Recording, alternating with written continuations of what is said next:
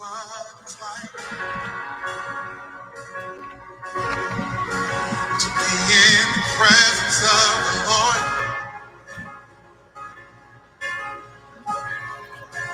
and not know what time it is, 'cause time stood still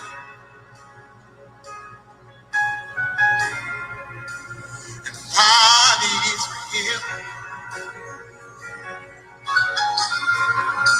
and families restored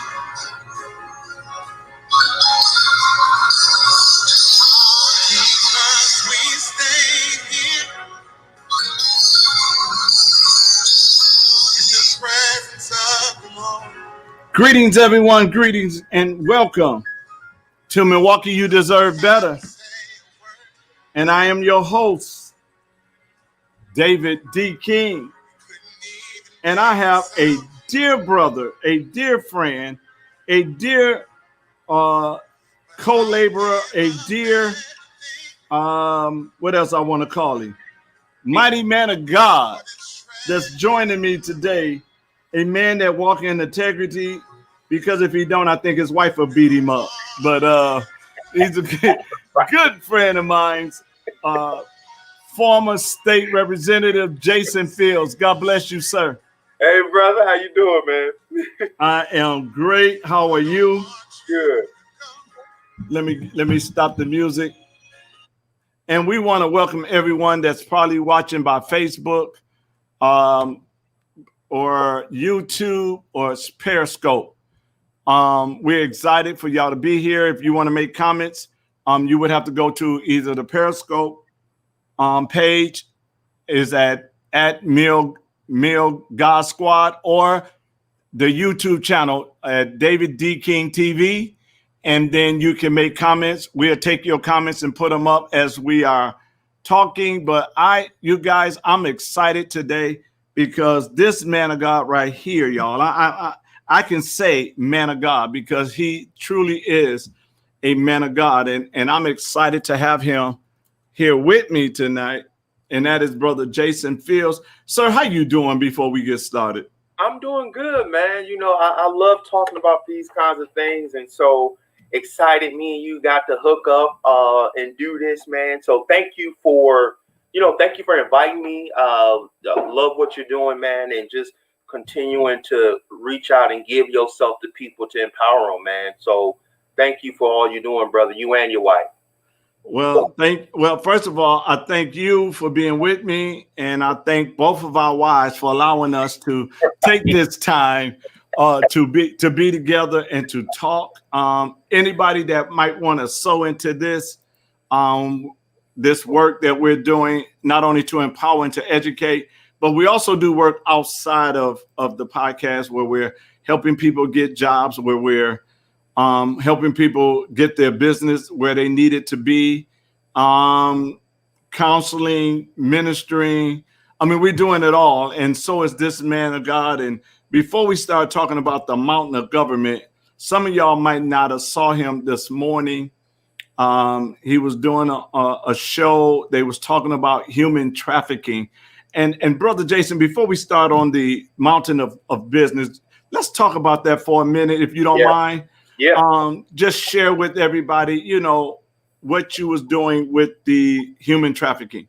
So I'm a part of Convergence Resource Center, and founded and created by Dr. Debbie Lassiter, who's just a dear friend, a sister in Christ, just a very cool person. We attend New Testament Church, Pastor Julius Malone and Pastor Arnold Syfax. And so Debbie created Convergence Resource Center with the intent to help, educate, train, and be supportive and rescue people involved in human trafficking. And this is a mission.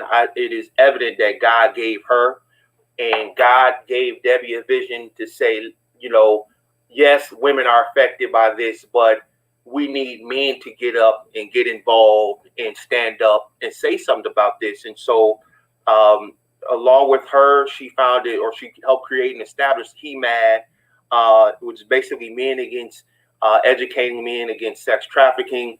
and we make a pledge to get involved and do what we can to eradicate sex trafficking, because it is such a prevalent issue here.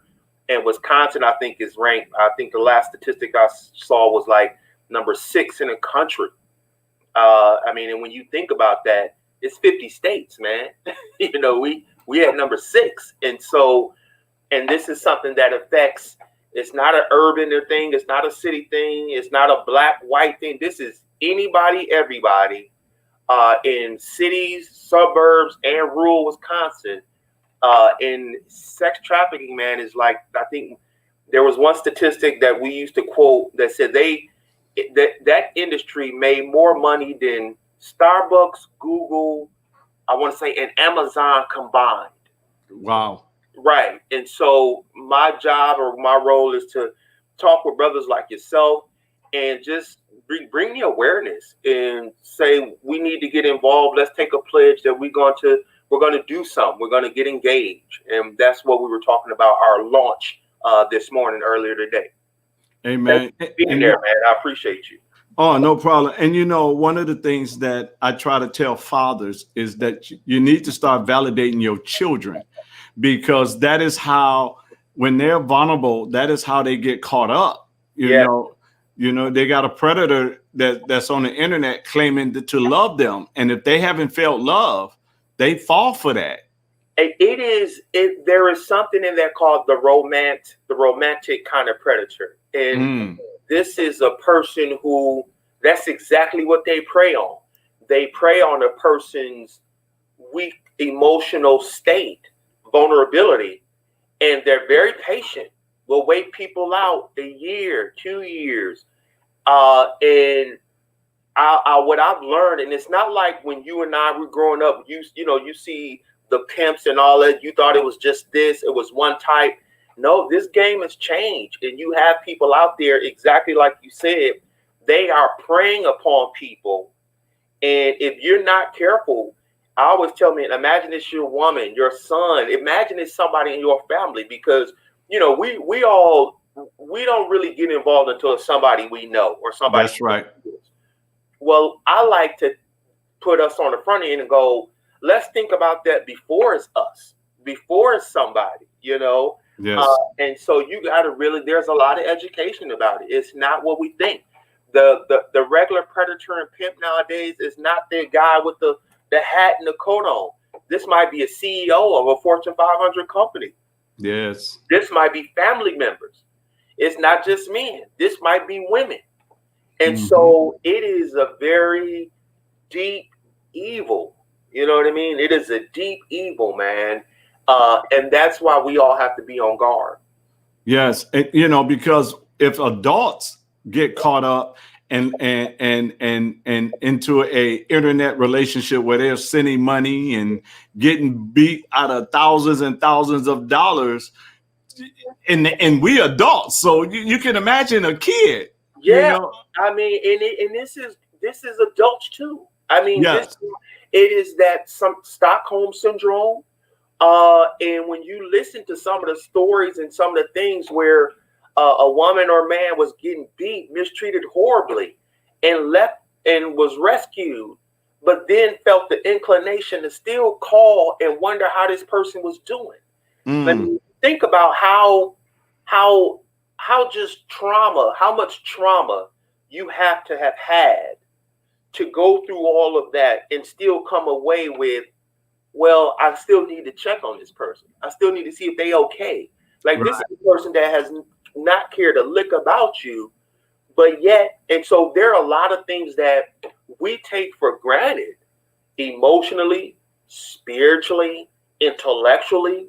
We think these kinds of things can't happen to people. And I'll tell you from some of my own personal struggles, and you know this, had you asked me if I'd be a recovering alcoholic in 2020 with years of sobriety, brother, I would have never thought that would have been me. Right. And so I think we always have to keep God first, man, and remember and keep our connection, because the devil is the devil for a reason. Yes. You are so you're so right. And if we was not connected to God in that, you know, and the lifestyle we both came out of, you know, we probably would have been in that business, you know. I tell a lot of people that. I mean, I've done some things in places where, and growing up, the difference between a lot of young men are just your decisions. Yes. We, at some point, thank God, we heard him say, "Hey, this is not what I have for you. I got some other stuff. You need to come on." Right. Right. And so, but the fact that you and I will say, "Look, man, a couple of decision or choices, that's us." You're absolutely right. And so when I go and I talk into the young generation, this is how I explained it to them. I said, the difference between you and I is this: you guys smoke your weed in front of the house. Right. We had to smoke ours in the back. Right. You guys shoot dice in the front.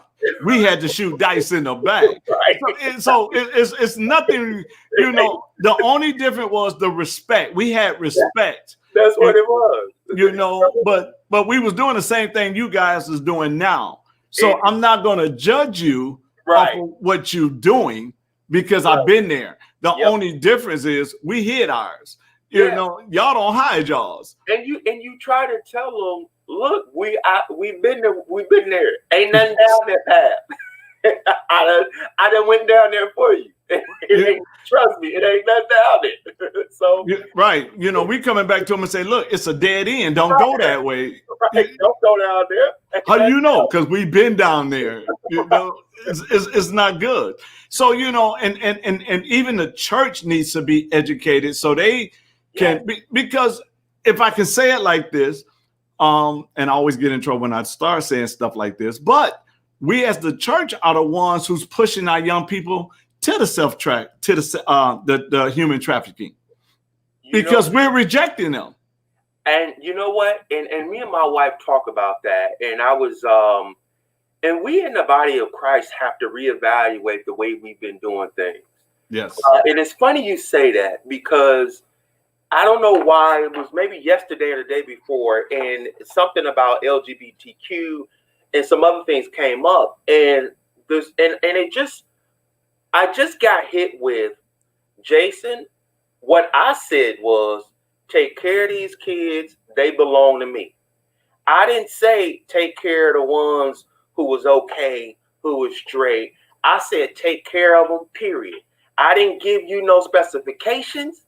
And so, like you said, when we start turning people away, are we really doing what Jesus said God wants us to do? Are we really doing that?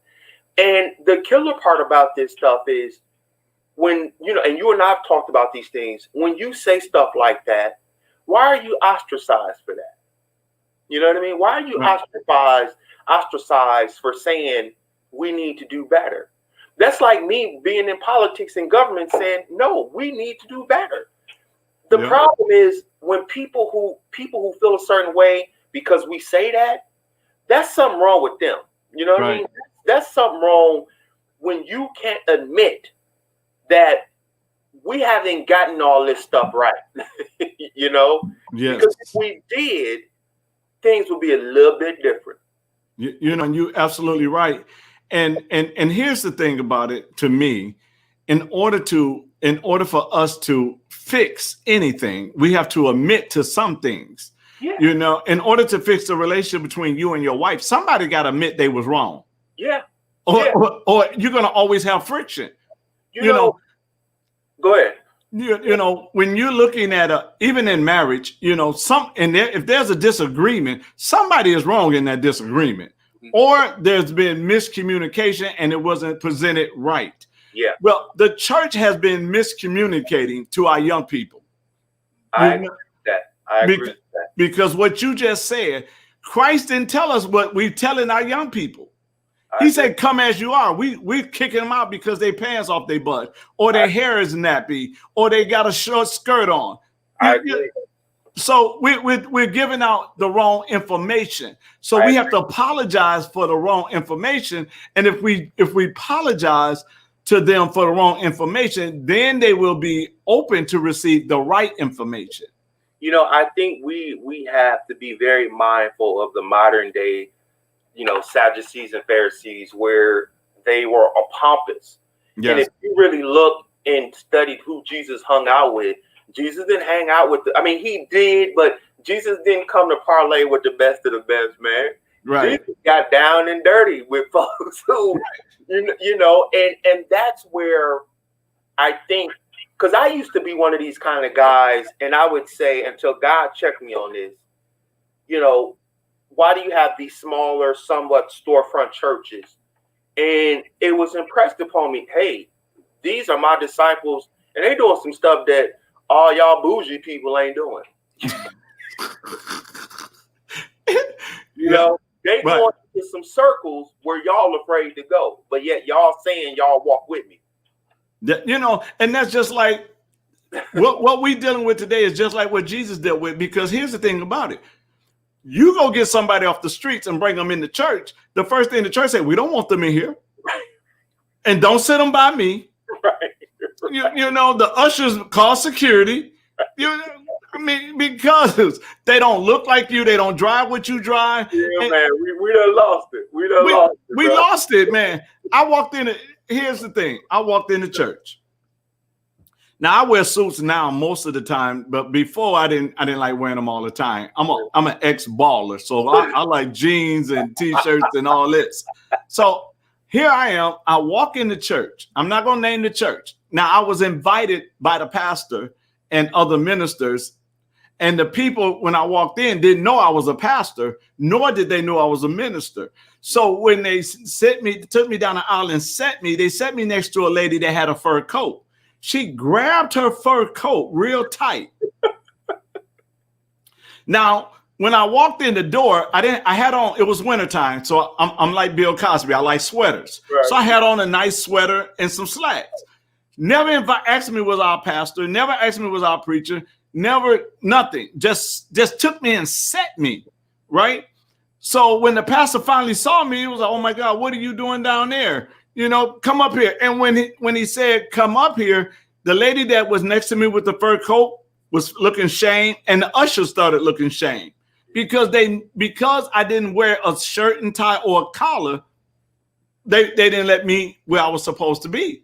Yeah. Another church, I was invited to speak, and I went and I told them who I was.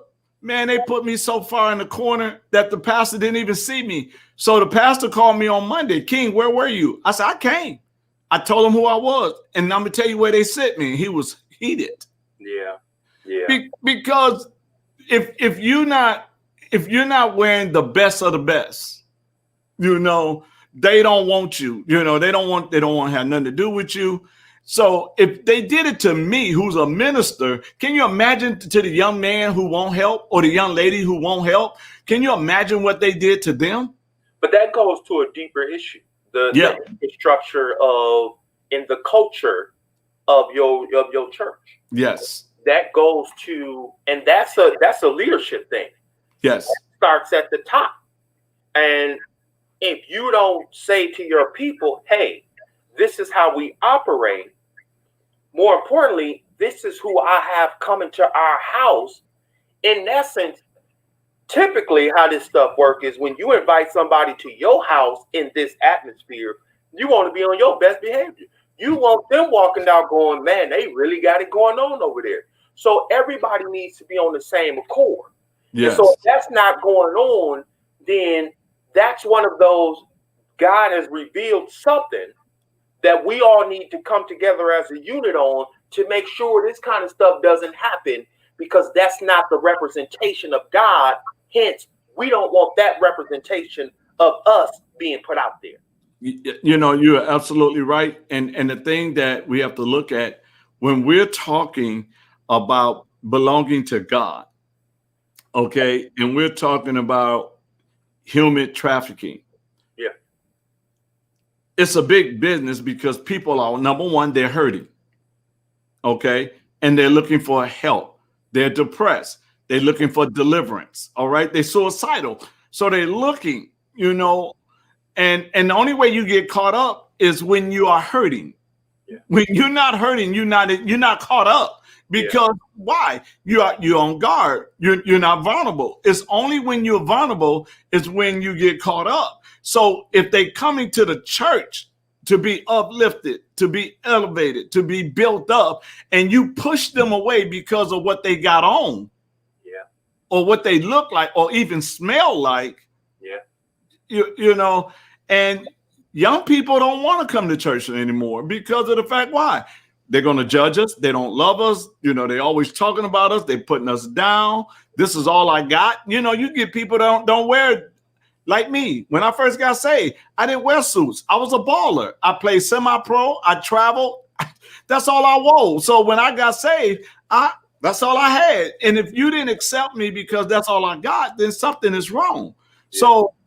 So can you imagine if I'd have got pushed out of the church because being an ex-baller, you done smoked your weed and drank your drinks and you partied a lot.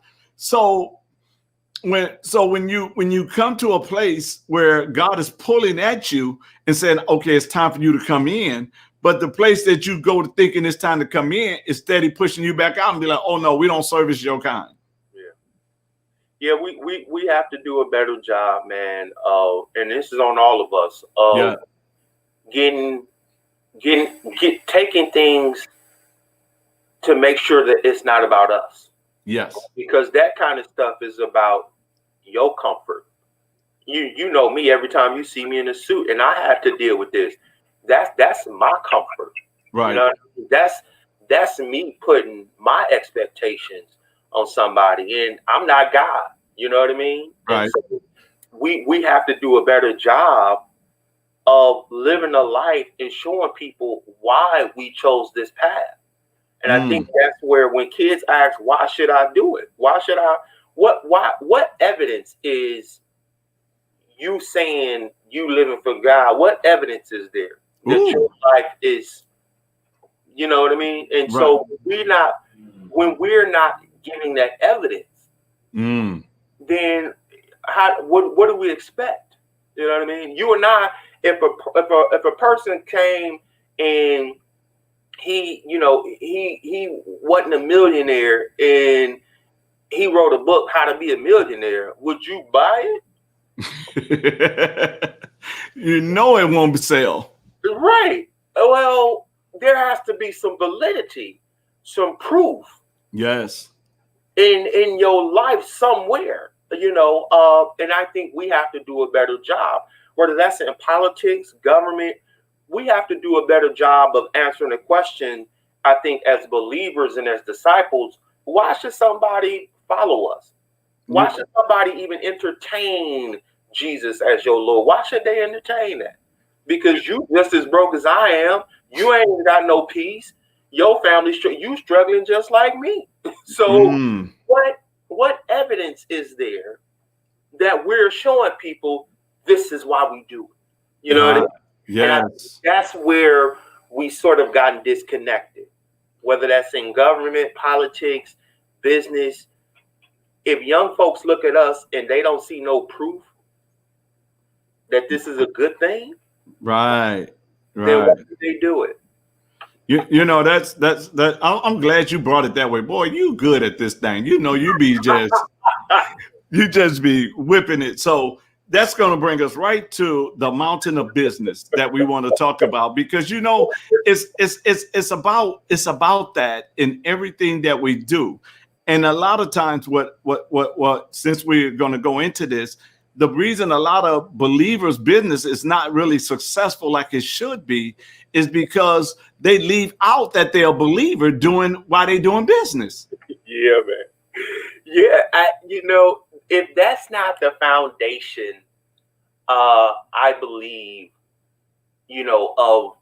of your business, and this is for me, I would say this is for you. If you are a believer, God has to be the foundation of it.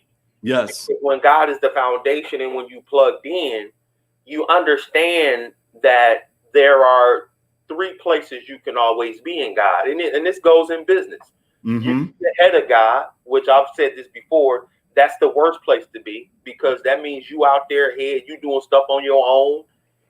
The second to best place to be is behind God. At the very least, you can follow him. But we often give up our authority because God endowed us with the ability to walk side by side when he's doing these things. Yes. We give up that authority. And when you do this stuff in business, you have to understand, well, why are you really doing it? And whatever God gives you is going to be work. Yes. It's going to be work. It's going to be. God don't just, he extend grace to everybody. Rain and sunshine fall on everybody. Yes. But when you claim you are a child of God and you are in business, then you need to understand, one, it ain't going to be easy. You're going to have some ups and downs. And so you are going to have your foundation set, because you and I know this. Me and you, we've lost money, lost businesses. We done had some highs, some lows. And sometimes a lot of that stuff is preparing you for the next level. I don't know a business owner who just started a business and the first time they started one, it hit. Like, I don't know any business owner. Right. In fact, most business owners I know probably started at least 5 to 6 different businesses. Exactly. Before they got in their groove. Yes. And so part of that has to be, well, who are you and what's the foundation? Because it's not just about money. Right. And for me, I always looked at business as this. I want to be what I call a financier of the kingdom of heaven. All right now. I was traveling a lot back in my earlier political days, and I was on planes, and so I was picking up all these books at the airport because I just love doing it. And I saw this title because I couldn't find anybody talking about Christ, Jesus, the kingdom, and business. I couldn't find, where was the CEO in all this stuff? What role was that? I had everybody saying I'm a prophet, I'm this, I'm a teacher, but nobody was speaking to me. Like, right. And so when I saw this book, then I don't know why I missed it, but the guy was breaking down everybody's role. And he was saying there are some people who God wants to be financiers of the kingdom. And that you better stop. Wait, stop. I gotta stop you. Stop. Honey, my wife is going to snap. And I got to stop you for a second, and then I'm going to let you go here. Let me tell you why I had to stop you. We was driving to a church this Saturday, and she said, babe, let me tell you something. I know they saying there's 7 mountains. She said, but there's one more. And she said, it's the mountain of finance. Yeah. And she said, ain't nobody paying that one no attention. Nobody never pays it attention. And so I had to stop you for a minute because you and her on the same wavelength. She says she really believed that's her mountain, the mountain of finance. Yeah. And so when you started talking about say it the way you said it again. No, I said nobody had ever been talking about that or speaking to me. And so when I read the book and the man was, describing all the roles in the kingdom of heaven, he said, and there are some who are financiers of the kingdom of heaven. Financiers. Okay. These are financiers. These are the people. And the way he broke it down was, it take money to do this stuff. It take money to get your message out. It take money to get on the radio show. It take money to produce books, to produce study materials. It takes money if you want to do Facebook ads. And so it take money to do all this stuff. And so what he was saying was, somewhere down the line, in essence, there are people who God have as financiers of the kingdom of heaven. These are typically business-minded kind of people who make money, whose role in advocacy is to, whether it be philanthropic dollars, whether it be business dollars, these are the people who are your monetary people helping further the cause.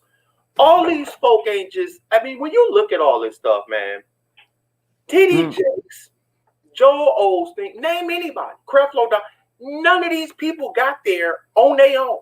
No. somebody with some money was somewhere around them. Now, you may not even know who those people are, but I can guarantee you they right there. Yes. And let me say it this way, because you done hit that, you man. I don't even know how to deal with this now, because now I'm at the hype and I'm reaching for my notebook and I can't find my notebook, and because I wanted to share something that I wrote in my notebook. But anyway, let me do this. First thing, in business, being in business and teaching business classes, the first thing God showed me, and this is why I tell them, I know SBA, small business loan, always say that the first 5 years, the 3 to 5 years of business fall out because of finance. But God showed me something. It's not because of finance. In Genesis chapter 2, the Bible says God would not allow it to rain because there was no man. In other words, there was no manager to manage the increase. And the reason a lot of business is not growing the way they ought to be growing is because there is no manager to manage the business. So when it increase, you've seen it. We get money, and the first thing we do, we go buy a car, mismanage. Yeah. Or you get a business and you run on vacation because you're a boss now. Mismanage, So when we start talking about management, we got to manage our time. What are we really doing with the time? Now people call me and they want to talk about business. I said, okay, I'm gonna give you 15-minute presentation. Make your mind in 15 minutes. Because if you can't, that's all the time I can give you. I can't give you no more time. Yeah. You see, because why? I have to manage not only my time, but I also have to manage, because time is money. And if I mismanage that, and I'm always giving you something free, which I find out when you give free information, you don't do nothing with it in the first place. you can have a free seminar and nobody come. You can charge $150 and everybody shows up. Listen, man, I was doing something for free, and somebody made some post, Jason trying to take advantage of the Black community. I'm like, I'm doing this for free. What you talking about? And then when you, like you said, when you do it for free, 3 people show up. Right. But yet, these are the same people that done asked you to do it for free. So, and so and I think what you learn when it comes to this, and here's where I always say, this is why I always tell people, when I was reading that stuff, man, I knew that's where God was like, this you. This your area. Yes. And so I just started digging into it and looking at all that stuff. And what I found in our community is that we have a ill-conceived notion of what business is. Right. I'll say it like this. People say, well, I'm a $500,000 business. Okay, you may have brought in $500,000, but if your cash flow is only $1,000 business, you're not a $500,000, you're $1,000 business. That's right. So the idea that people don't understand that, the idea that people don't understand, a bank ain't looking at your revenue. They looking at what you keep it. That's right. The bank is looking at, what am I going to get? Am I going to get my money back? Yep. So the bank is looking at cash flow. The bank is looking at, okay, what industry are you in? And if you are in the restaurant industry where the profit margin might be, I don't know, last time I checked, maybe 23%, and you only had 2%, then something is off. And so there are things that if you really want to get into business, you got to study. You can't just want to do this stuff. And there's a difference between, and here's where the kingdom of business, and here's where kingdom people understand stuff. There's a level of excellence that is, if you are a child of God, you are trying to obtain. You are trying to obtain. Not perfection, but excellence. Yes. Not chaos, but order. Yes. There is a cycle, there's a roadmap intuitively, spiritually, even physically, that you understand you need to be going after. That's right. So that involves, well, is this a business or is this a hustle? Uh-oh. So those are 2 different things. Yes. And you got a lot of people out here with hustles talking about this my business. Nah, because if something happened, you done. Right. And some of them got them only as a hobby. It's just, I mean, that's just real. It's a hobby, and when I hustle is just a hobby. Yeah, and when I teach, when I teach them, some of them it's a hobby, some of them it's just a debt, and then you got the business. Right. So and here's the thing that kingdom-minded people, even during the coronavirus, right? The Bible says God made rich man and God made poor man, but he gave them one thing in common, and that was sight. So it's how you see things too. And, in the business world and how you see things, period. And one of the things that I teach my clients is, okay, you in healthcare, you got a home healthcare agency. Okay, let's make yours unique. We have to make it unique. You cannot just be an ordinary healthcare system. I got to show you how to be unique. And then once I show you how to be unique, then we got to show you how to subdue it and in a word, control that market. See, my business classes, the reason I tell people when they say, well, what's make you different than anybody else? Because so many offering business classes, you got Wibbick and you got the rest of them. And they say, what's the difference between yours and everybody else? I say, I teach you business from a manufacturing standpoint. And if you can learn the manufacturing standpoint, you can run any business. Mm-hmm. Whether you have 1 employee to 1,000 employees, you can run it. I say, and I say, what make it unique is because I'm unique. I am a unique teacher when I teach. When you leave me, the day one that you walk out of my class, you got a whole new outlook on your business day one. And my classes is only 1 hour. So, from a kingdom standpoint, I have to be more unique. And I always use the word of God in when I teach business. Yeah. And, so if anybody ever read the book, Think and Grow Rich, mm-hmm. That's a book of faith. Yeah. It's a book of faith, and it shows how one person stopped 3 feet from being rich. You gave up too soon. Yeah. So when we look at the mountain of business, and you have to look at it like this. You have those that are kingdom minded and they're operating businesses, and then you have those that are religious and operating business. And when they're religious and operating business, nobody want to go. Nobody want to go to them. Yeah. I have, and Jason, this is the most awesomest part. In my business class and in my other business where I help people get jobs. Now, I train them the culture of a company, right? And in the process of training them about the culture of the company, before class is over, somebody done gave their life to the Lord. Mm-hmm. Without using Jesus.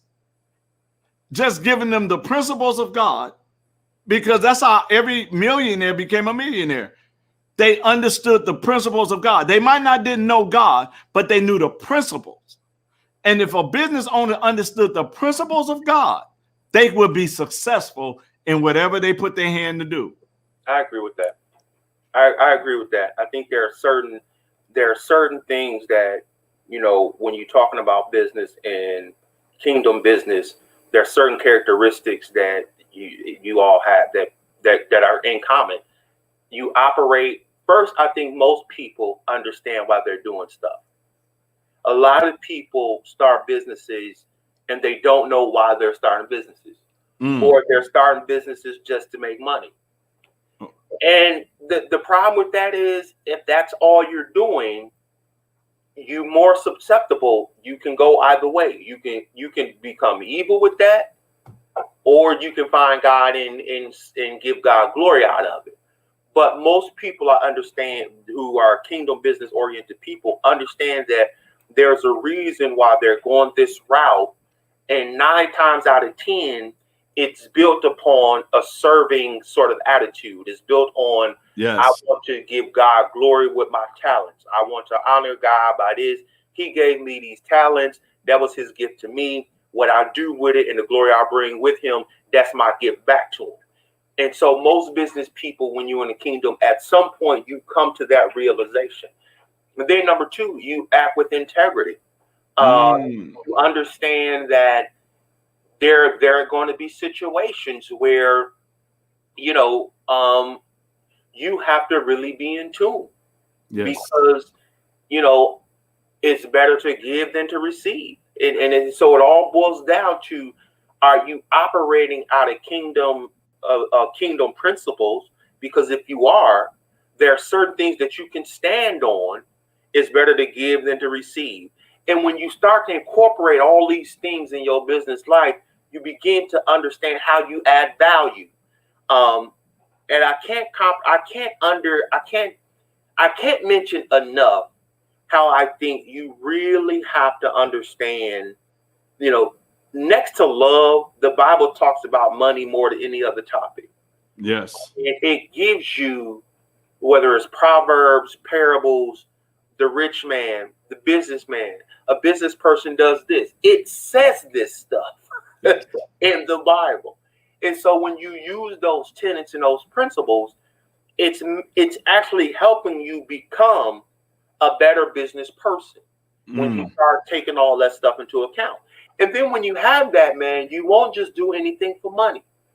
That's because right. when you don't have that stuff, you'll understand that sometimes rushing to get a whole bunch of money is what destroys a lot of people too. Because they think they fool themselves into believing that they're at a capacity to handle a certain amount of business, which you're not able to handle. At the point, you apply for $15 million, you see a $15 million contract. You got a $5 million, you got a 5-man firm. Y'all might be able to handle $2 million, right? $3 million. And so you shoot for this. And sometimes, and I'm going to say this way, sometimes the worst prayer is the one God answered. You know what I mean? like sometimes you got to be thankful God don't answer all these prayers we be praying, because we don't be ready for them. Right. Be ready for them. Could you imagine if God gave you all the stuff you asked for? If you realistically think about it, I know for a fact that some of the stuff I asked for from a business point of view, I'm glad he didn't give it to me, because I would have messed it up. Right. You're right about that. That's where you have to have some discernment, and you have to be confident with yourself to go, nah, I'm not ready yet from a management and an infrastructure point of view to go after a $30 million contract. Let me continue to build my infrastructure by learning, yes, by understanding, by developing, by tightening up my mode of operation, whether that be my sales, whether that be my circle of influence, whether that be knowing certain laws. Then I can be ready for that 30 million. What we want to do a lot of time is we think we're ready for the 30 million when you can't even handle 1 million yet. And so that's where kingdom business and kingdom principles, that's where that stuff comes in and go, I like that. My eyes are big, but my spirit is like, we're not ready yet. There's some stuff we still got to tighten up on. You're absolutely right. And I had preached the message. God don't answer all your prayers. God will not answer all your prayers. He'll only answer the ones you can manage. Right. That's right. That's right. And that's something that we have to really be honest and look at. Why haven't he given me this? Because he realized you can't manage it. You ain't ready. You have people that started business now, and I teach people, whatever you do, you must do it as like you doing it unto the Lord. So you got a lot of people that went to work late, but you want a business. Right. You got a lot of people that was stealing from the job. So and you want a business, but you're gonna steal from yourself. Yeah, man, you saying something now. You know, I mean, saying some hurtful stuff right now. I know, but I mean, we just have to be kingdom-minded people. We have to be real, you know. And you go ask people, why do you want your business? Because I just want to be my own boss. Okay, so you're about to cheat yourself now because you wasn't getting to work on time. You was calling off and you wasn't handling business, you know, when you was working for somebody else. So why would God answer that prayer and give you your own when you haven't shown yourself faithful over somebody else's? That's the deepest revelation that anybody can get. And I had to, and me and my wife talked about that. And at some point, if you are serious about moving up, if you are a believer, then you have to address that, right? You gotta sit down and have a real come to Jesus meeting with yourself. And I want to be my own boss. But you late to the opportunity he gave you now. Right. You're not managing that right. And because you're not managing that right, why on earth would God put you in a situation where you're going to fail? And so a lot of us have to, that's a hard thing, man. That's you saying something, because that's a hard truth, man. Because a lot of people, and I remember I was there, brother, and I think you got to consistently fight to reflect. Yes. You know, I'm showing up to work every day. I'm my own person. Everybody, I was watching something that said everybody wants the end result, but don't want to deal with the process. Right. Everybody want to be everybody want the corner office with the big salary, but you don't want to do the stuff that it takes to get there. Yes. But spiritually, and we all know that if you do it spiritually first, then it comes over. Yes. But we don't want to do that because that takes commitment. You know what I mean? Ooh, see, now you cussing. Now you cussing because commitment is a cuss word. Discipline is a cuss word.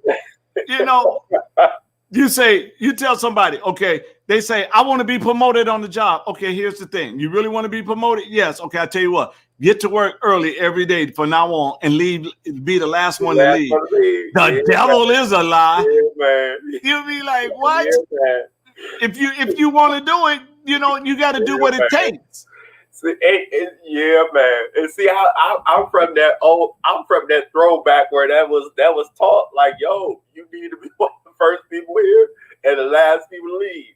And even if you ain't got nothing to do, you still need to be the first person here. Right. You know? And stop coming back from break late, you know? Right. Cutting into all that stuff because you know and because it's always somebody watching. Yes. And if you know God is watching, then you really got to have a realization. You got to have an awakening, man. If God is watching and you don't care, and you're not even trying to be your best in front of Him. Well, now, you know, that's deep. You know, God know my heart. Right. You know, we say all that crazy stuff, but the reality, kingdom-minded people understand whatever we're doing unto the Lord. So we can't even cheat on break. If we got to be back on break on time. And He's given us examples of that throughout the Bible. People who have diligently been committed to the small things. Yes. To the small things. Whether you look at Joseph, committed to the small things, being humble, not cursing out your boss because you don't know, not exercising emotional intelligence. Great business people have high emotional intelligence. Yes. And that's something that, you know, I believe one of the things that makes you unique when you teach, and one of the things that I'm teaching, particularly in our communities, emotional intelligence. You want to do this, then you have to set yourself up to do that. And that means, one, as a kingdom person, you ain't cussing out your boss. Yes, it might be warranted. You might want to, but you're not doing that. That's right. Emotional intelligence. You know, if you wrong somebody, and my pastor is big on this. If you got a conflict with people, you need to work that out.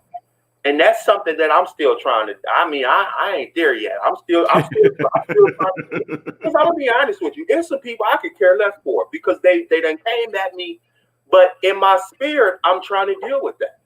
Right. Because I know as God is moving me, you know, and one, that's good for me. You know, when you get to a point where, you know, God is bringing you places, you don't need to be encumbered by some silliness, man. And, you know, when you fully empower, all that stuff don't matter no more. Right. And some stuff that is not getting taught in a business class, you know what I mean? Oh, that yeah. Kingdom principles not being taught in business. No, not at all. And here's the thing about it, because if you teach in most business classes, if you teach kingdom principles, the instructors might get mad at you because why? They help you fraud the numbers every now and then. They help you, you know, lie on a proposal, so you can try to get that proposal. You know, so they teach you, as they call it, to bump up the numbers. You know. But if you kingdom, you ain't got to puff it up. God said, I'll make your name famous. I got you if you just stay, you know, in guideline with me, you know, because he says, I'm the one who give you power to get wealth. In other words, I give you the ability to get the wealth. But here's the thing about it. I don't mind you having the wealth, just long as the wealth don't have you. That's right. That's right. You know, and if the wealth have you, you're going to lie to keep it. You know, man, and that goes into, again, the difference between the world versus kingdom business principles. In the world, it's okay to, what's the word? We want embellish. Yes. You know what I mean? It's okay if we want to fluff the numbers because that's what's expected. Right. We've gotten okay with, we know the number. We know it's a little embellished. And we all know that in the world, and that's okay. But God is like you just said, no, if you with me, we don't need to do that. Right. And so when you succumb to that, what you're really saying is, nah, God, I hear you, but I'm not going to take that. I'm going to roll this way. Right. And then, like you said before, that's evident because what happens is, and this is where a lot of people get this scripture wrong, 1 Timothy 6, verse 10. It's not money is the root of all evil. It's the love of money is the root of all evil. Yes. And I've always argued that anything you love more than you love God is the root to all kinds of evil. Oh, yeah. And so that's where those things come into play, because imagine in a business world environment, you embellishing the numbers, right? Now I want you to think about this. You do it so much and so often, now you Enron. You know, you remember when Enron? Now you what's the money manager that took everybody? You know, slowly, because none of these people just got there, brother. Right. None of these people just did this stuff out the gate. This was an evolution of stuff that kept happening. People kept getting away with, to the point where it got so ridiculous that you couldn't help but not notice it. Oh yeah. And you know, there was a man, he was part of a construction firm, and they gave him he was over the minute part of the business, you know, a little small, you do the garages and cement or whatever on houses and stuff like that. But it was making a lot of money. It was making a lot of money. So the owner walks in his office and said, hey, I'm noticing you really making money here. What are you doing? He said, I'm praying. And I asked God before I make a bid, and God gave me the answer, and I bid it, and I win those contracts. Mm-hmm. And so the owner walks out the office laughing, you know, like, yeah, okay. And so the owner wanted this big contract in Japan. So he goes back down there. He said, hey, do me a favor. Why don't you pray and ask God, what should I bid for the Japan contract? And he prayed, and God told him what to bid. Mm-hmm. They won the contract. That's good. And guess what he did? He moved him to an office right next door to his. Because he realized that this guy is doing something that nobody else is doing, and he's not ashamed of what he's doing. You know, and then in business, we can't be ashamed of God in business. That's the evidence of why or that's one part of the evidence of us living these lives, because it's not just about us. Yes. Here's a person that saw what this person was doing. And a lot of times we don't know how God is, like God even tell us, look, y'all thoughts ain't my thoughts. We ain't even on the same playing field when it come to all this stuff. So just do what I ask you to do. Right? Right. You just be where I want you to be. You do what I ask you to do, and it'll work out. And that's how our lives are supposed to be led. There's evidence and proof that this is the right way. And that's where we get back to, even in business, that's the beauty of God. God don't do stuff that just logically makes sense. It just, what glory is it in that? You know what I mean? Right. What glory is it? The fact that you telling that story, that's glory to God. You know what I mean? What sense is it if that story is not that way? Because you can only say that's God. Now, some knucklehead people will be like, coincidence. No. Right. And it's not going to be coincidence all the time. When you are consistent, even in business, when you are consistent with God, like where my office is now, you ain't been to my new one. I'm downtown now on Milwaukee and Wales. And the reception. I can't remember. Oh, yeah. Okay, well, the reception. I didn't even know that place was there.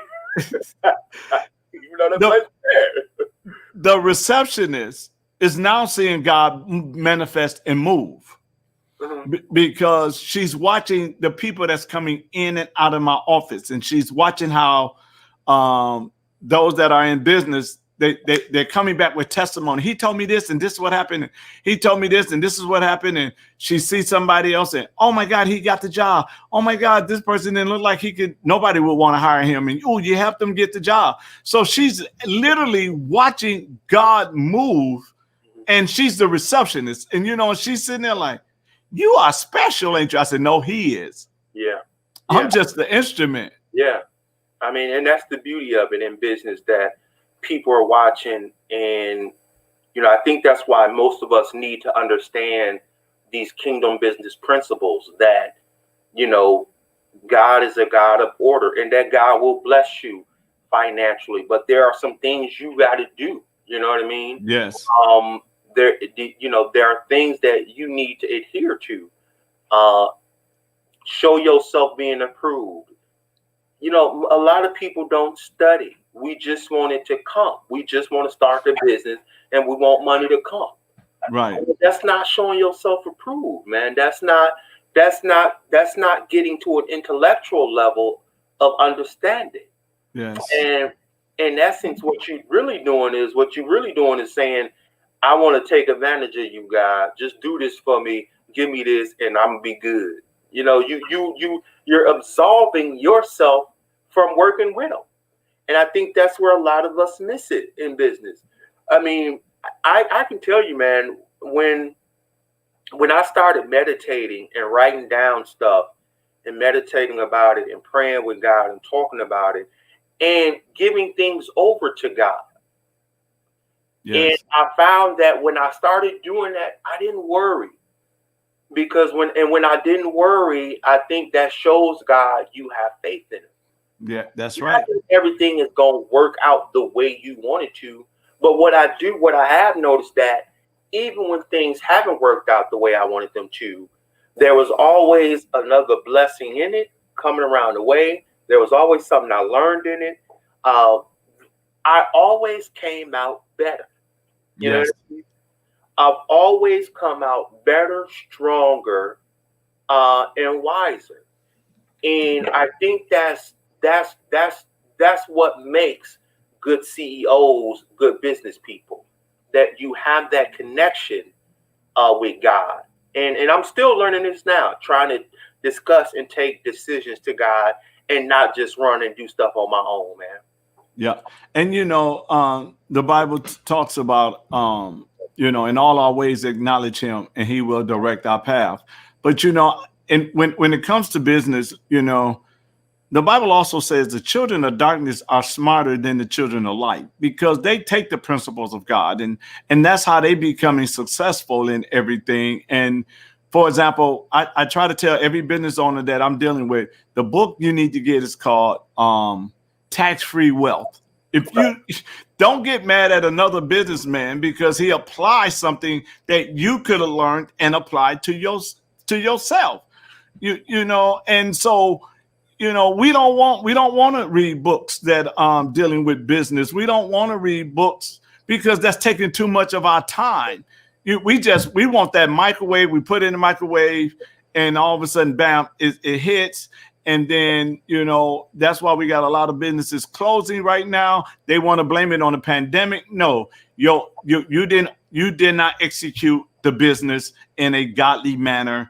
And this is why your business have shut down, because nobody that's belonged to God should have a struggling business. And let me say that again. Nobody that belongs to God should have a struggling business. If you belong to God and you acknowledge God, he will give you strategies on how to do the business. And he will bring the people, like you say, he brought them folks that invested in them. He brought them folks that empowered them financially.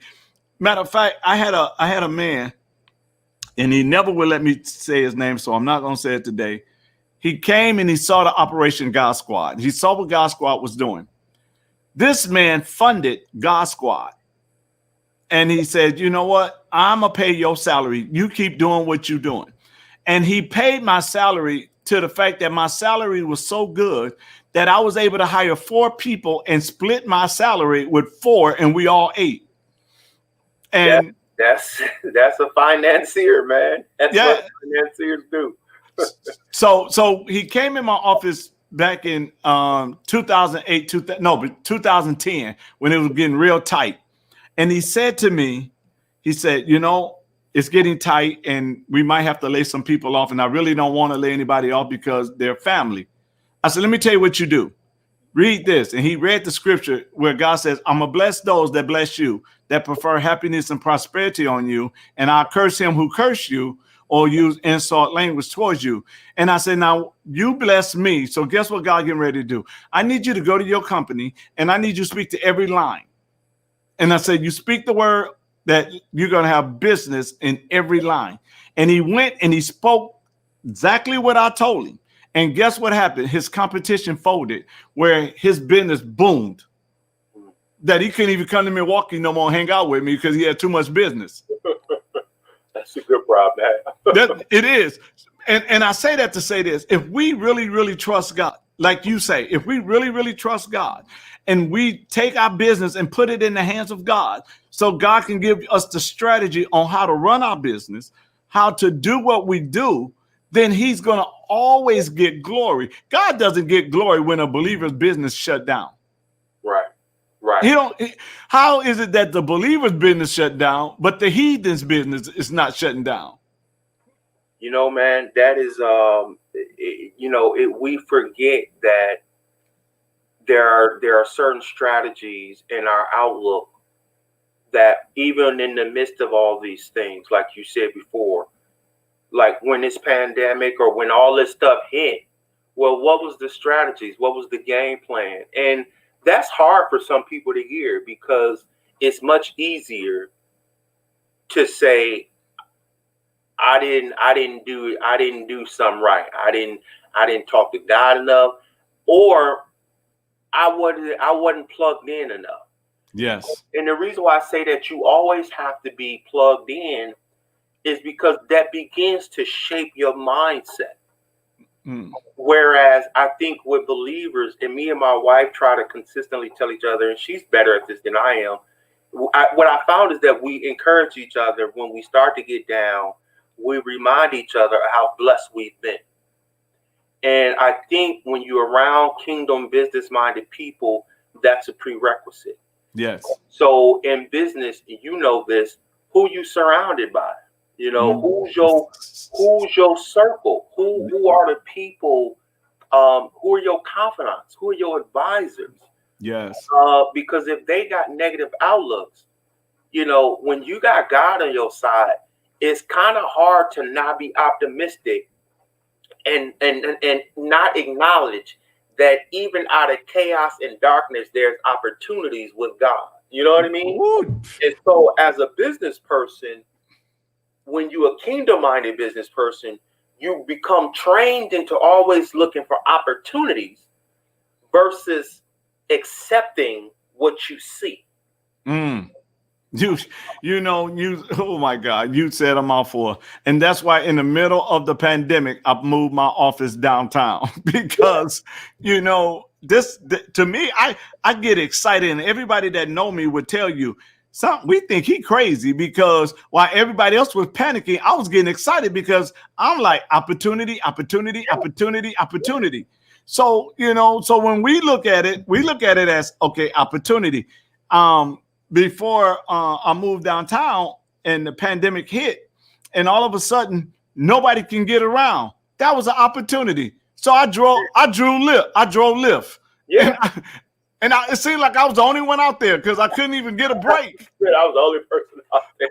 It feel like, anytime you coming home, anytime you're not even doing, I wasn't even doing 30 hours and I was coming over $1,000 a week, Said you was the only person out there. It seemed like I was the only one out there. They was like, "Oh, thank you for being out here." I'm like, "Oh, no problem. I'm a problem solver. Y'all need a ride." And I think that's, again, I think when you plugged in and when you're a kingdom business minded person, you become trained to look at opportunities. Yeah. Everything is not, the world is ending. You start going, wait a second, there's something here. Mm-hmm. And what you'll find is that those people adapt faster to change, to turmoil.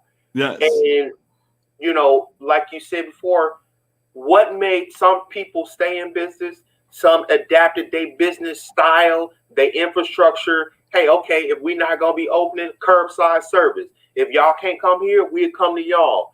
And since we're not going to be open, we can save more bills on utilities, hire more drivers. Now you can do this. We can make a deal with Grubhub where our food can get delivered to them. So there's always, when you become a kingdom-minded business person, you are always looking for God in everything. And if you are looking for God in everything, then you are by nature looking for the opportunity. You're absolutely right. And being kingdom-minded business owners, we know how to call an audible. We can see the blitz coming. So we can call an audible. Okay, this is how you want to do it. Okay, audible. And right. and so when they changed the play. It's different right now. Let's change this play. Let's change it up. This is how we're gonna do it. Let's change it up. If I had a restaurant, I'd change it up. If it's your special day, let us know. We'll come, we'll deliver it, and then we'll have a crew sing to you and sing happy birthday.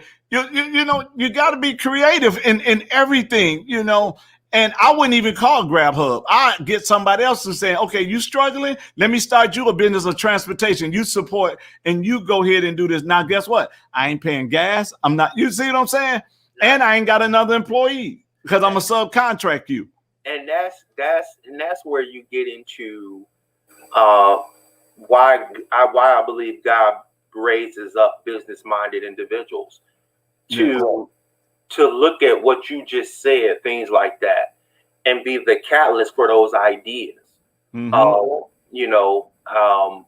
Because I think what happens a lot of times is that, and I've dealt with this recently, that unfortunately, and we've seen this play out. Sometimes you are, like Jesus said, a prophet not even welcome in his own home. Right. Sometimes the ideas and things God gives you, they're meant for people, but the people reject them. You know what I mean? And so because they're not used to that kind of innovation or being plugged in, what you just said sound foreign or strange. Mm-hmm. What I heard was, wow, that could create an entire ecosystem for the community had we all had that mentality. Yes. You know what I And mean? right. And I wish I had a restaurant, because let me tell you something. When they was going around and you had a group that didn't want to wear masks and you had a group that did want to wear masks, man, I would have had my restaurant split in half. Those that want to wear masks, y'all come on this side. I give y'all 15% for showing up. And those that don't want to wear masks, you ain't got to wear them. Come on this side. I give you 15%. I mean, you got to be creative, You're going to get your money from everybody. What's the scripture? The wealth of the wicked belongs. Hey, it's laid up for me, and I'm getting mine. Because he said, I give you the ability. That means we have creative power. Right. So I'm going to do what I got to do, because I love here's the thing. We're kingdom-minded people. We love everybody. So if I love you and you want to wear a mask, I'm going to take care of you with your mask on, and my people going to take care of you. If you don't want to wear a mask and you want to defy government or whatever, we're going to take care of you too, because you got to eat too. So you come on over here. My people going to wear a mask, but you don't have to wear a mask, and we're going to take care of you too. I have standing room only, because people be waiting to get in there because of the simple fact. This man is catering to everybody. You see what I'm saying? So when we do what we do, I probably would even pay the fine if I had to pay a fine, because you're gonna make more money. You're gonna make enough money to pay. Matter of fact, the customers might pay the fine for me. You never know. So when we look at this thing as kingdom-minded people, that's why I'm so blessed that no matter who come in my office, God allowed the creative ability in me to turn on, and I can help their business, no matter what shape they're in, no matter where they're at. I got one of my clients is from Manitowoc, and when they came in my office, they walked out of that office like they won the lottery. Man, I think that's where, being that you understand that your gifts are not just for you. You know what I mean? And because you are given that, the more you give, the more you start to receive, and that, but you didn't start off with, I'm just going to do this. I think you became an expert, and you became the go-to person. And so people started calling you. Yeah. And from there, people heard about you. And now that's a blessing to you. You know what I mean? Because now you got clients where that's using your gift. And a lot of people don't get to that point in business where you are getting paid for something you enjoy. Right? Yes, right. A lot of people never get to that point, man, where you wake up, your wife wake up, and I done seen y'all, you literally enjoy what you're doing. But you're getting paid for it. That's the perfect setting. You know what I mean? That's a kingdom business minded person, that God done put you in a position where it ain't even worth. Right. This is who you are as a person, and you just get compensated for it. You know what I mean? Because you put the work in. Right. You know what I mean? It took a minute. People, you say you got an office downtown. People don't know. You didn't just get that office. People see an end story. He got the office downtown. I want to be like that.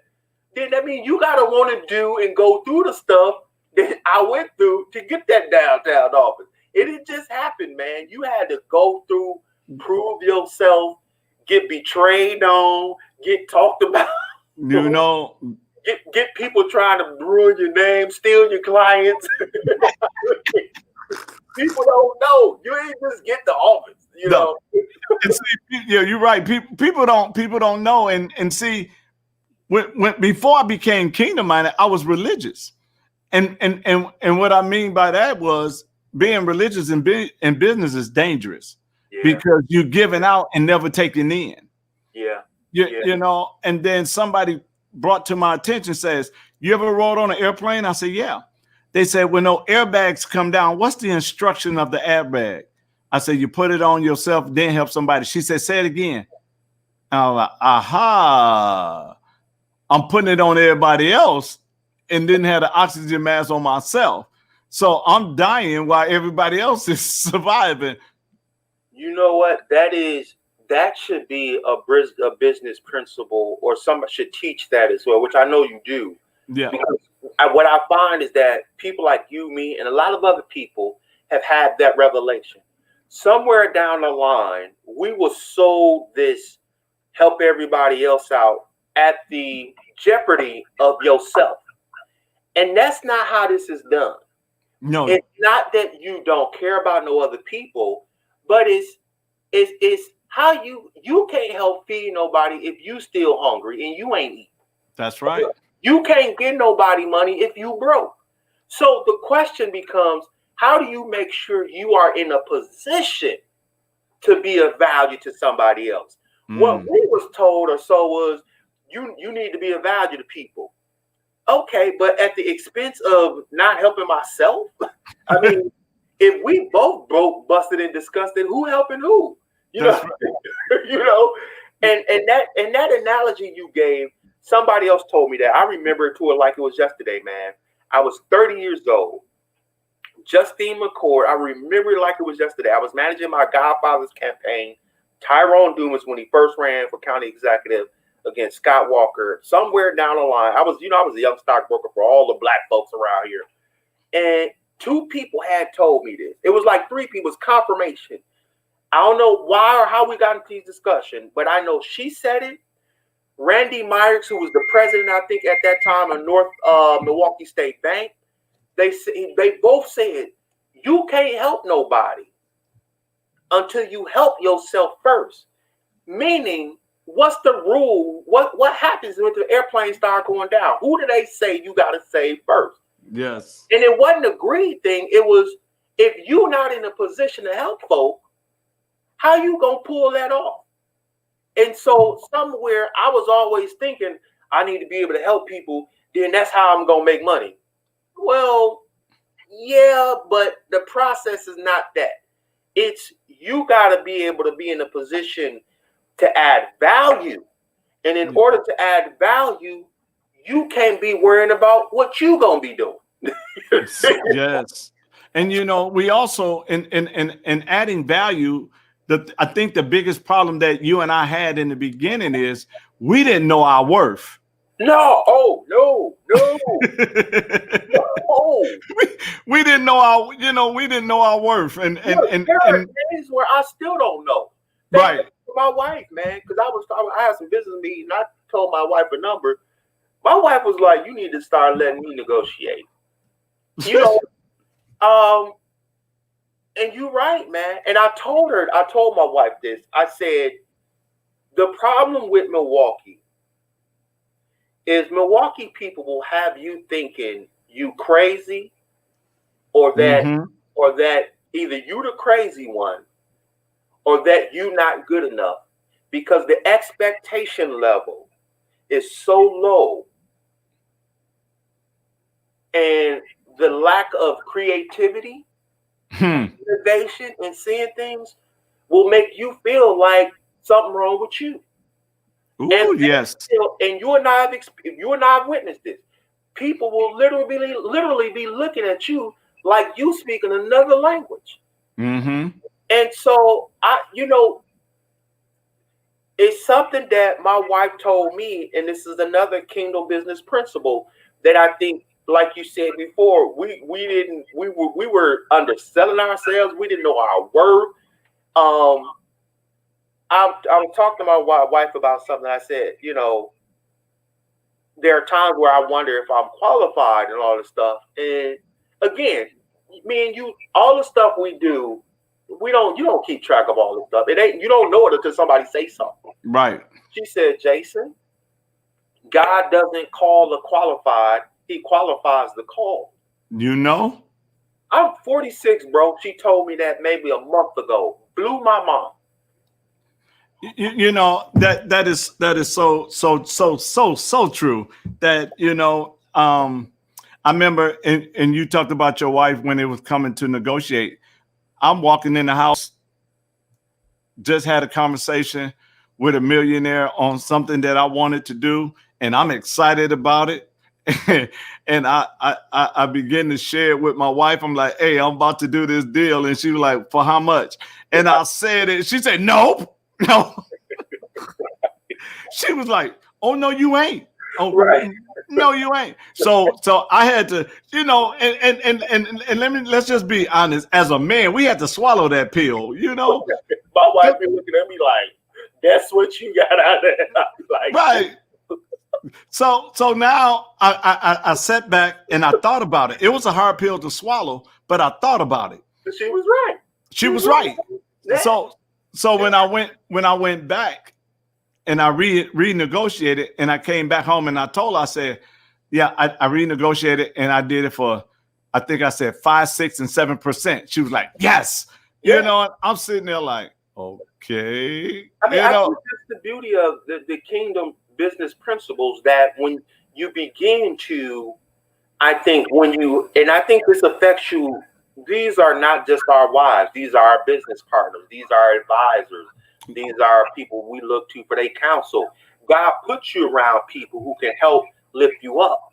And I mean, think about that. Here you and I are, as Black men in Wisconsin, sharing the same kinds of stories, that somehow me and you, now my wife knows business stuff, but she's not the business guru. But right. It's something that she sees, it's something your wife saw in you that we were not valuing high enough. You know what I mean? True. Where God was using them to go, yo, y'all playing still. You ain't as faithful as you say you are. You know what I mean? Like, right. Like God, like, you ain't as faithful as you say you are. Because you don't even have the confidence, to go in there with and it's just, that's the beauty of being around kingdom business minded people, man, that you begin to understand how to measure and validate your worth. I mean, you and I have been on each other for years. Yes. And we still being told, yo, y'all still playing. You know what I mean? By women who they weren't known for their business acumen. You know what I mean? Right. Not that they don't have it, but that's not their reputation. That's true. And the first thing she said to me was right after the election, after we got Maluda rate or whatever you want to call it, but she says to me, you are running again, right? And I'm like, huh? She was like, you are running again. Milwaukee need a mayor like you. You are gonna run, and I'm like, oh, okay. I'm thinking she gonna say, you're not gonna run no more, right? You're done with this thing, you're right. She was like, no, you are going to run again. And she, and she talked like that, especially, and I bet your wife do the same thing when they're getting on us to take us to the next level of where we're supposed to be, because they see it in us when we don't see it in ourselves. Yeah. They always use that mama voice. You ever notice that?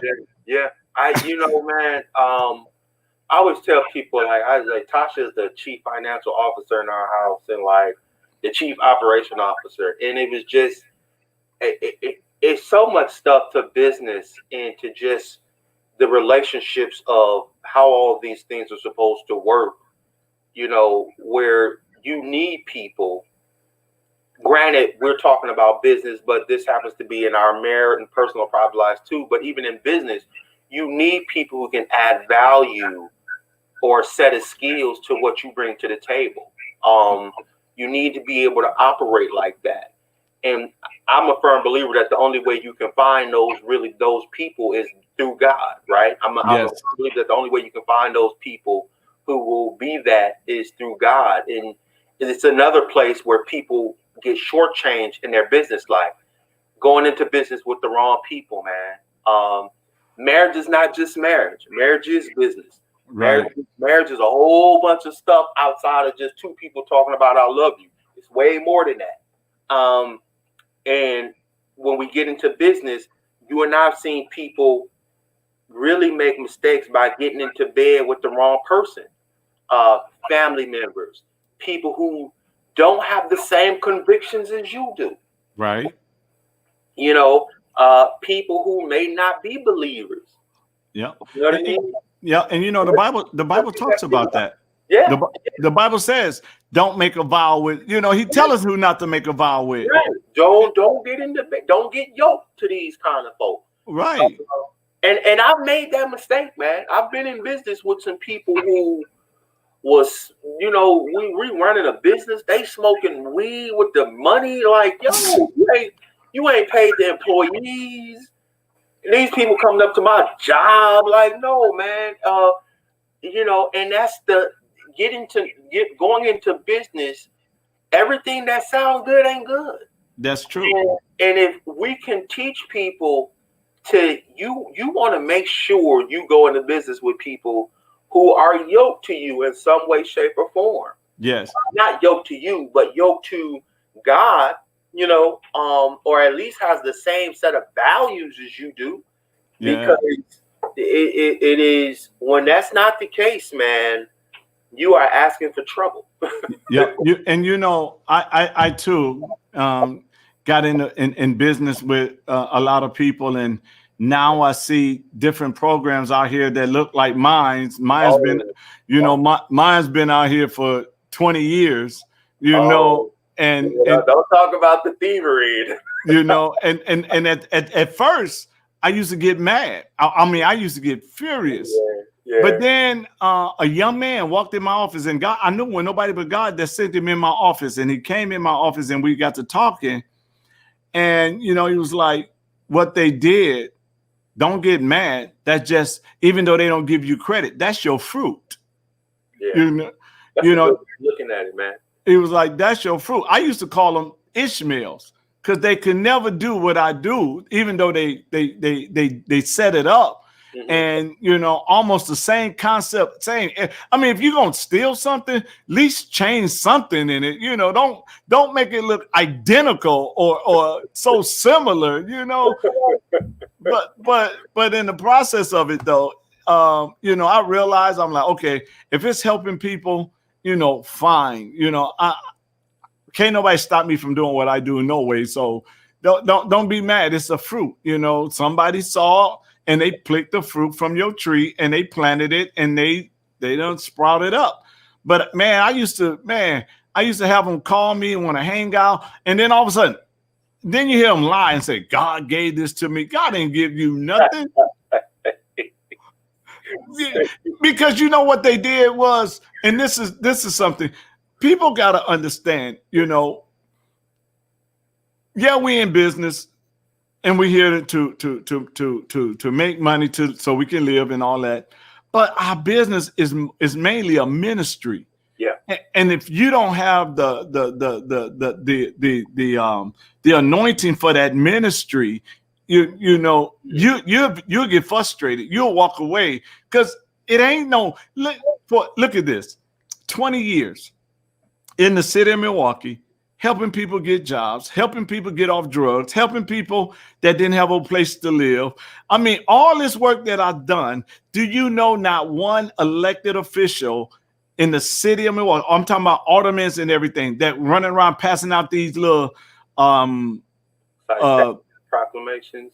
Yes. Do you know not one? And 3 out of the elected officials that's there now, I done help somebody in their family. Whoa. So it's like man. Yeah, you deserve a plaque or something, man. Everybody getting a day name to them and things like that. And I'm sitting there like, oh wow, they done made a name.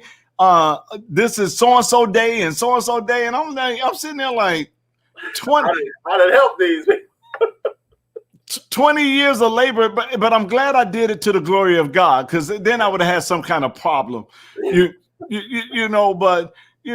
help that, and you helping there, not just somebody they know. I'm talking about intimate, close siblings, a real family member. Yeah, siblings and aunties, and and I'm sitting there like, Okay, you guys ain't saying nothing. You know why? Because they would have to acknowledge the work. And if they acknowledge the work without getting any government funding, it will make them look bad. Yeah, man. It is. I've always said I think it's one of the issues around here in Milwaukee is that, and I said this before I was making the presentation somewhere, and I said we haven't learned how to recognize what leadership is, and because we don't know what leadership is, we don't know what makes a leader. Right. And if you don't know what makes a leader, how can you intelligently choose one? You can't. Right. And it's some of the stuff, like my wife said, she's like, people don't know how much stuff you be doing. And I'm like, nah, because sometimes even I don't know. And she said something. She said, people always calling you. And I used to, and I'll tell you something you just said, which is a sign to me. And I want to thank you for it. You said this is your ministry. And that made me feel good, bro. And I'll tell you why. Because like you, sometimes, I mean, we still human, right, man? Like when you work and you do all this stuff, man, and you ain't doing it to be on no pedestal or nothing. But a thank you every blue moon, bro. Come on now. like, you know, we see you, J. Fields. We acknowledge you. Right. And so man, I used to complain to somebody. I said, it's these groups out here. They done gave the award to several people, and they don't know, or they do know. I done did a lot of stuff, man, for a lot of folks. Right. And I used to feel like that's hurtful. Right. But then that's the deeper thing of it. And that's where me and you, the humility, and you have to come back to, it's our ministry. We ain't doing it to get rewarded.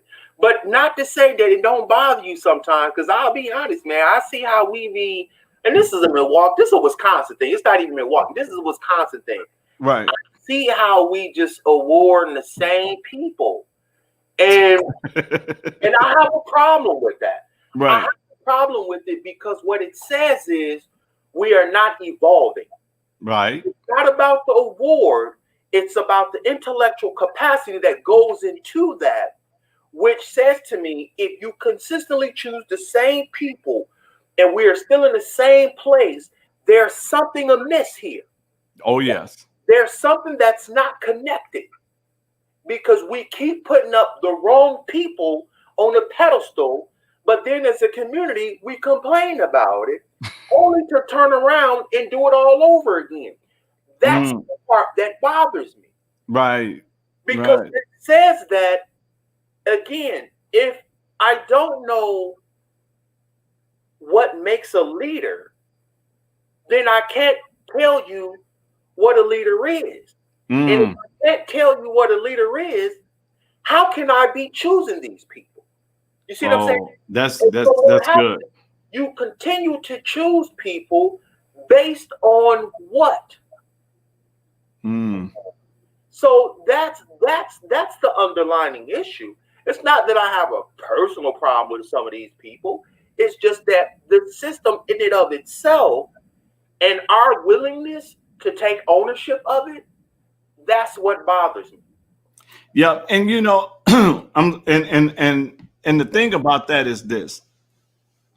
The reason we're taking ownership of it is because of the fact that, and it all depends on how we look at it, because we can look at it two ways. We can look at it from a community way, is because they're only presenting those people to the community, or we can look at it from those that are doing the picking way. And then you got to say, what are they getting by continuing to pick the same person? Now, and what they're getting is the same results, which is nothing because they don't want no results. I mean, you walked in. Conclusion you can come to. That's it. That you really don't want any results. and in our community, in our community here, being dealing with it for over 20 something years, and I watched, how they smothered those that doing work without anything. Now, I didn't take no government money in anything that I've done. And at one time I was getting so big, I couldn't get the people to work, that I went on Facebook. Now, here's the sad part about it. I took the east side of Milwaukee from Burleigh to Keith, from 3rd Street to Houghton. And everybody over there that wanted a job, I gave them a job. And crime dropped 40%. And I had to go to Facebook and ask some white conservatives that didn't even live in Milwaukee to help me buy a bus to take people from Milwaukee out of Milwaukee to these jobs, where the people that was in Milwaukee who had power, who had positions, wouldn't give a dime. And then one had the audacity to walk in my office. My office was on the corner of Richards and Concordia, and said to me, wow, you doing more than what people we give money do more. We want to give you some money, but you have to take God out of it in order to get this money. I said, keep your money. Yeah. Because God is the one that's making the success in this.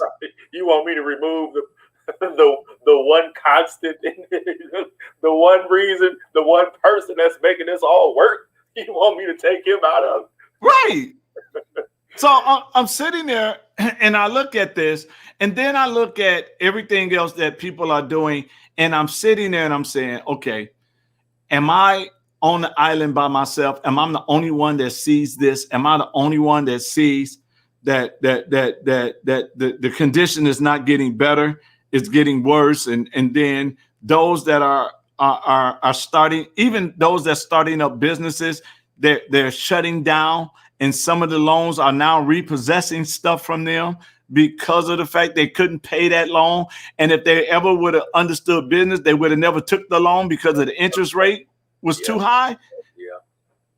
Yeah. So it's like, why do we do this to us? And let me say this while we're talking about this. I love what you was doing with the finance, and I love what you was doing teaching them about investments and everything like that. And a lot of people don't know you was charging $35, but they was walking away with a $25 investment. And I'm sitting there like, okay, y'all, this man is trying his best to bless you. Yeah. And all you have to do is walk through the door. He's trying to bless you. You're gonna walk out with an investment. Yeah, your account, your stock, whatever have you. Right. It was 35 because I think it was $10, and that was really and I wasn't making no money off that. The $10 was basically to rent the room or maybe print up some stuff. I think and that's another thing about business, man. People don't understand. They see the stuff we do sometimes and think we making money off of all this stuff. Not you ain't listen, you're not making money off of some of the stuff we doing. In fact, you making money off of the consulting work. The ministry stuff, yeah, that's included, but you're not making like no buku dollars off of that kind of stuff, man, because your costs, like you said before, people don't know how prevalent it is. That situation you name where you doing stuff, but yeah, you can't get nobody in your own backyard to help. Right. So how many times were you fitting the bill yourself? Right? You know what I mean? Oh yeah. So people like, well, he doing this for money. What money? What money? One guy came to me. He said, "Man, this guy too," and he comes to me. And I ain't gonna say his name, but he says to me, "Man, they paying you on the other side." I said, "Really?" Right. I'm like, if I wanted to be paid when I was running around the state as a keynote speaker at tea parties, I could have sold out and made way more money. And been traveling across the country. you know, doing what I love doing, talking crap, running my mouth, you know. But when your heart is with the people, you can't. I can't sell the people trust out. You can't do that. People don't know, man.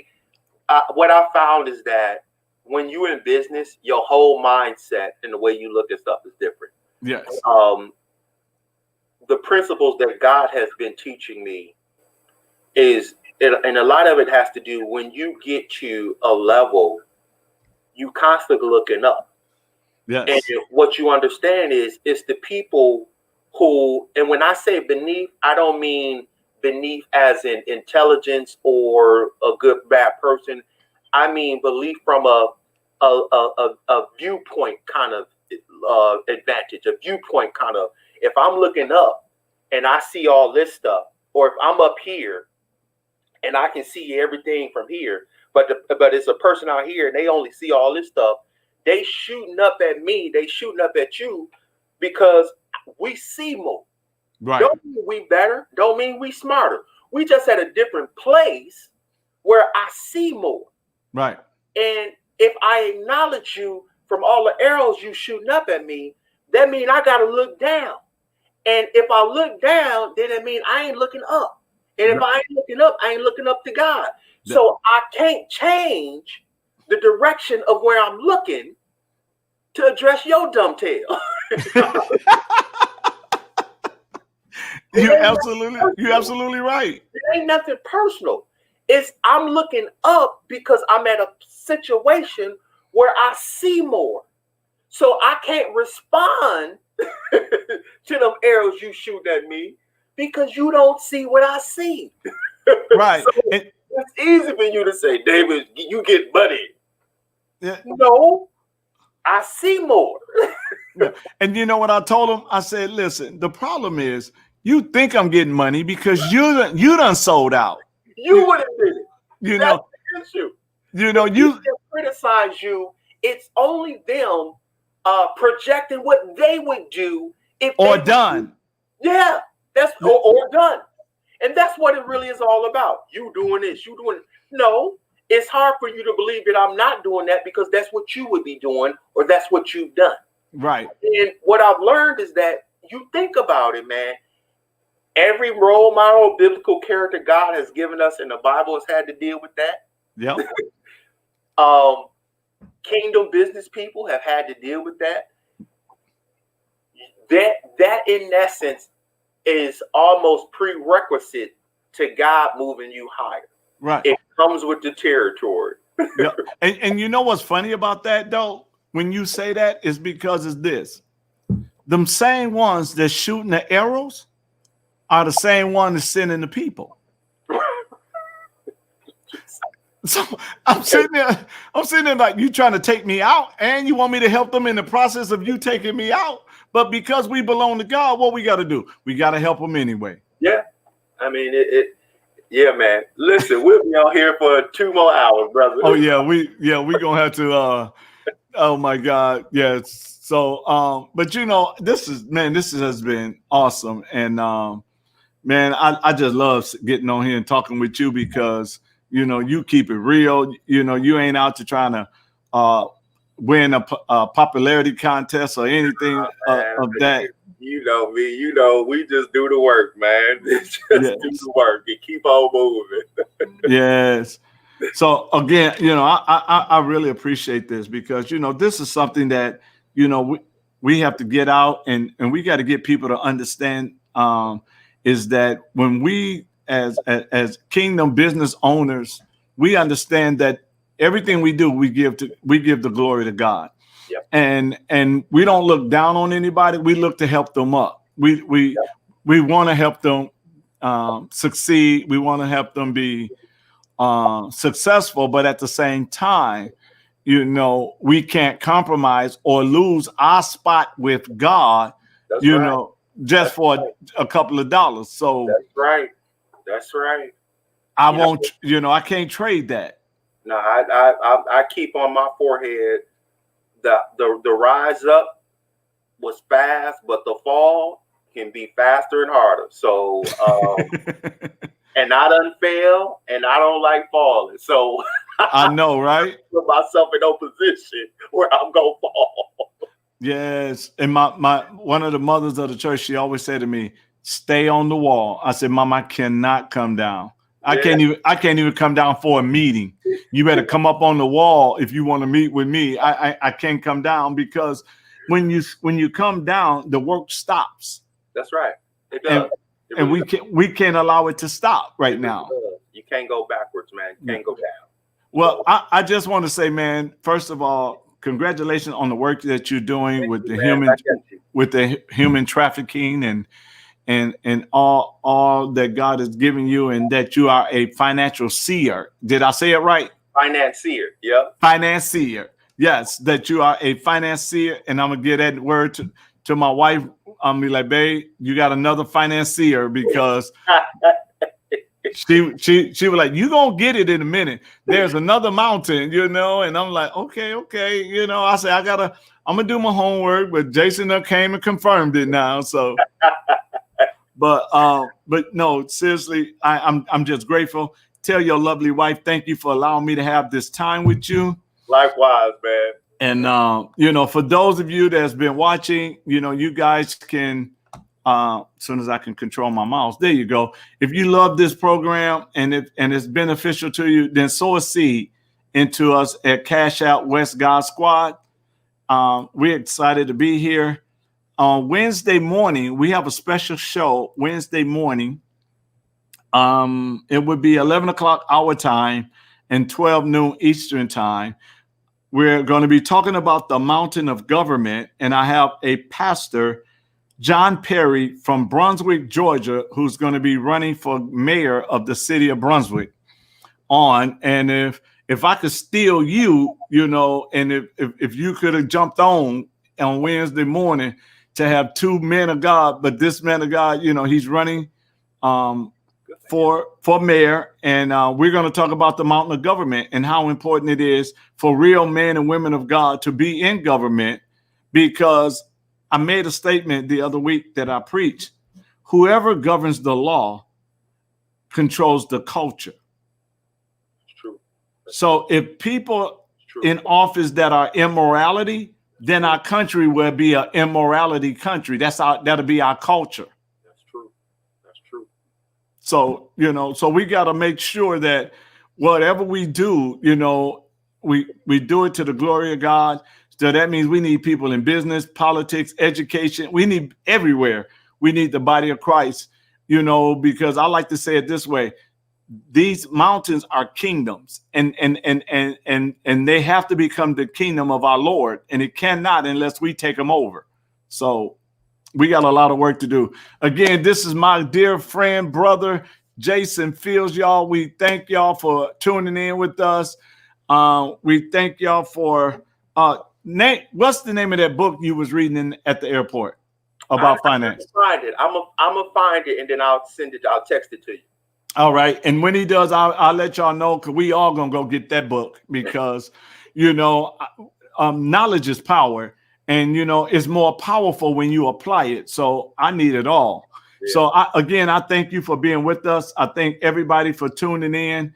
And until Wednesday, instead of Thanksgiving night, we're going to do a Wednesday morning special. Y'all tune in. God bless y'all. Thanks, brother.